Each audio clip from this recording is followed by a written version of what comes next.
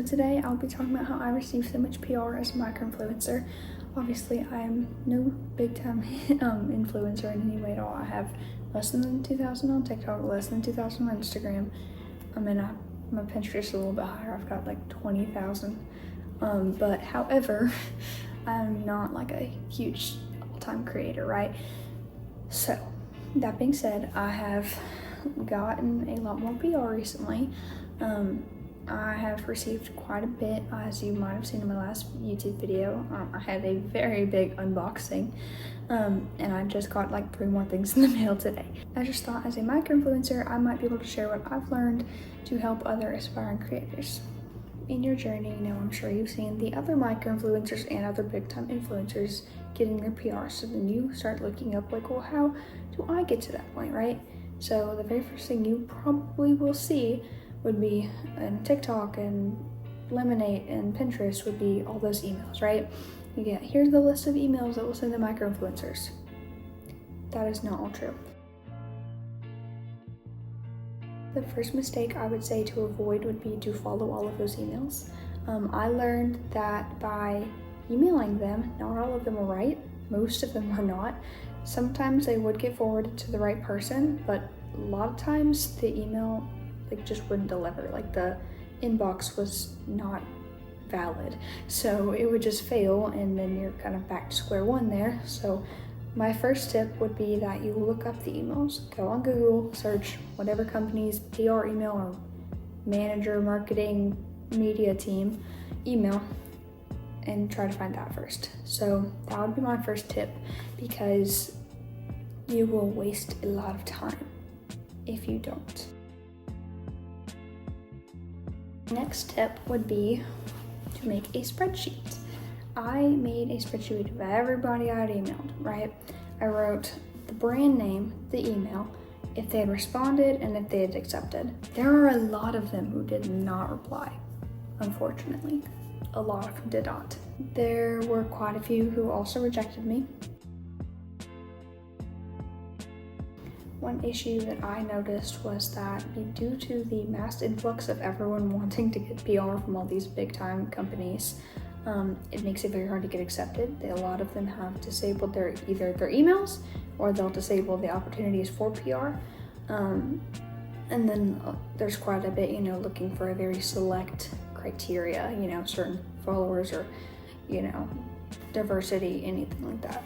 So that kind of makes it a little difficult. So one of my things would be, as a suggestion, especially as a small-time creator like me, would be to reach out to the smaller companies. This is just one of my examples, right? I've got my Javy protein coffee, and they actually sent me 2. I was so lucky for that. Obviously it aligns with everything that I do, because I am a nutritionist and I love everything protein, especially as a fitness girly. But also, I love coffee so much, and I'm always looking for new ways to get protein in. So this was a perfect opportunity for me. I was actually lucky. They reached out to me, and then they sent me 2 of them. So I don't know how that happened, but I was thrilled. If you want to order some as well, just let me know, because I have a discount code. I will put that in my description. So if you want to buy some, it's amazing. So try it. However, they reached out to me, but obviously this is not the most well-known brand.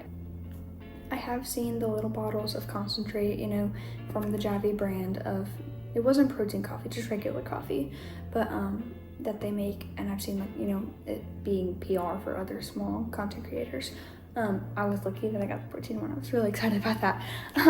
However, it's not the biggest brand. Not a lot of people know about it. Not a lot of people have tried it. Smaller companies want to partner with smaller creators because, they were in your shoes once too.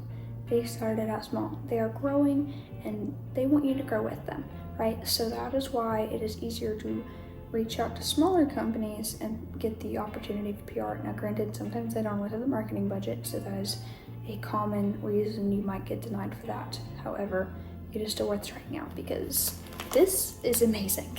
And, it's just exciting to try these new things, because, this is amazing. And trying it compared to, everyone always drinks with Starbucks and Dunkin'. So you might go to Dunkin' and Starbucks every day, but if this is cheaper and you're getting protein in, why wouldn't you try this? You know, not everyone knows about it. So using the creators helps push it out.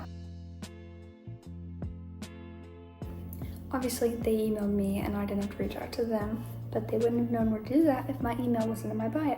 So make sure that you have an email in your bio for brands to reach out to you, because you never know when they will send you opportunities. One thing I would say is, like, don't just use your regular everyday email. You don't want everyone having access to that, but not only that, it kind of gets confusing as to why it's there. So having an email that tells you what it's there for, so mine's katiescollabs@gmail.com, right? They would know, like, hey, if I want to collaborate, this is where I need to go, right? So just like any other company would have, right? You know, they have a special PR, press, media email directed specifically for that. Okay, so now let's talk about emailing the brands. Obviously, I already told you about making sure that you research the emails, and I would suggest and advise you to keep track of it in a spreadsheet like I did. If anyone wants a copy of what I've emailed out, I mean, I'm not gonna go edit the emails, but I've tried to keep track of, like, you know, if I did get rerouted, here's the new email. And if anyone wants that, they can DM me on Instagram, official_Katie, and I will send you a copy of everything I've gotten. Obviously, I will just, like, you'll see what I was denied from, got accepted from, etc.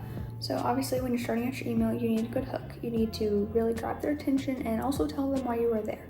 So aspiring UGC creator, or let's make some magic together, something fun. You know, it's definitely think about it, make something creative. Then obviously it becomes the introduction, you know, hey, my name is this, here's my type of content, you know, here's things about me. Kind of go into a little bit of detail of that. A lot of people send a portfolio, right?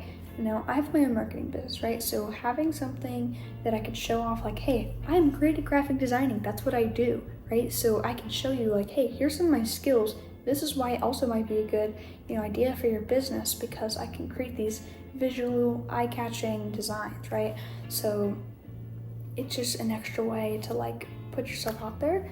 A lot of people do it kind of more resume style.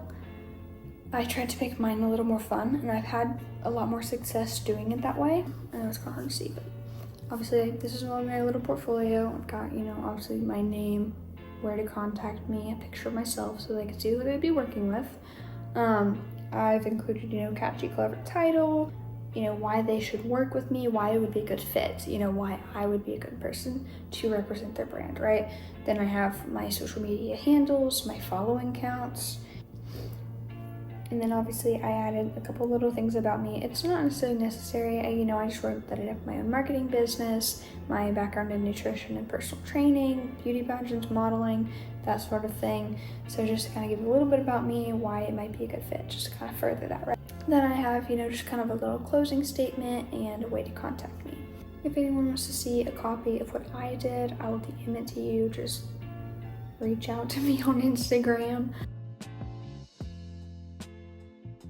The reason that micro-influencing is becoming so big is because of the fact of, like, you see these big creators, they might be offered this really big opportunity, right? Or be given this free product, but they don't have to showcase the item, right? They can pick and choose, or if they have a certain content, they are not going to break free from that style of content to show a certain item, right? While they have the following to potentially show it off better. Unfortunately, they're not going to be as experimental. And micro-influencers, because they are starting out, have the ability to be more experimental, to see what works best for them and what doesn't as they are growing their brand or their accounts. One thing is, don't give up hope. Just because one brand denies you, another one won't. And just keep trying, because you will get there. Obviously, I spent months emailing people, but I did get a really big haul. And like I said, I even received a couple more packages this morning. So definitely keep trying. Do not give up. It is worth it. It is so much fun. It's like presents every day. Who doesn't love presents? When you're signing up for email, make sure that you include the links to your social media profiles, the handles, your following count, as well as screenshots of the analytics. You can't include this in your portfolio, unfortunately, because it is changing every week or less. It changes, you get more engagement, less engagement, so you kind of have to show that off, show that you have reached really good positive results.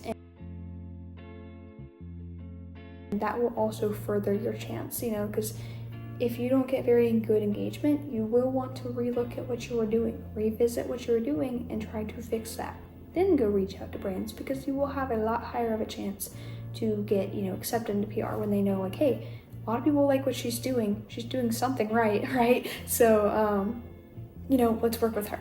So making sure that your engagement is good first, then showing off that, because that can help as well, to really reach that, because they'll know they will get the results that they want if they give you the items that you are requesting.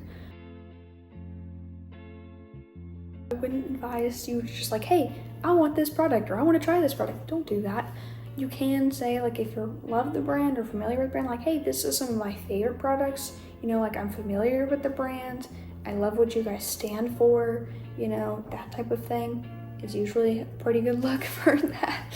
I'm also very passionate, like, if I believe in something, I want to show it off, right? So I try to include that in my emails personally, and then you just sign off, like, thank you for listening, thank you for hearing me out, hope you'll consider me for this.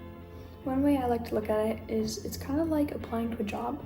You've really got to highlight your best features and hope, you can't guarantee you'll get the job, but you could try. It's always worth trying, but you never know, you might land your dream job. So always keep trying and always create your content, because you never know where you'll end up. When you're talking in an interview, your portfolio, if you decide to make one, it's not necessary. I got plenty without a portfolio. I just really like one though. Obviously I'm not doing the paid opportunities. I'm not quite there yet. Hopefully I will get there in the future. But at the moment, I'm just getting the gifted collaborations, which I am beyond grateful for. Don't get me wrong. But, but it's a lot like getting a job in a way. And then, then after you get the PR, you have to make content. That's kind of, your deal to the company for that. Bigger influencers don't have to, they send you stuff in hopes that you'll make it. But, it's not necessarily a thing. And obviously PR is becoming a bigger thing. You see a lot of people receiving it nowadays. It's becoming a bigger way of marketing than it used to be. But I've definitely seen a lot of, not just complaints, but there's definitely, it kind of has been hurting the engagement, because, now that everyone's getting this PR, that's all they're posting about. Like, it's just PR video.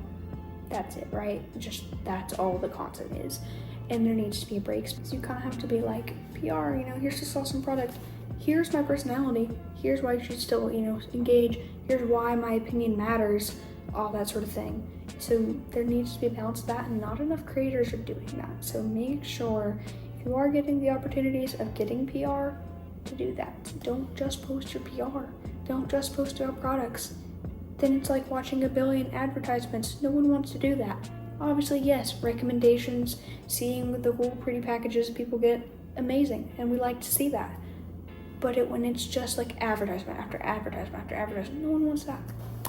So I hope that this helps. I tried to compile everything I could think of. If I think of anything else, I will try to make a small, shorter video about it. Thank you guys for watching. Bye!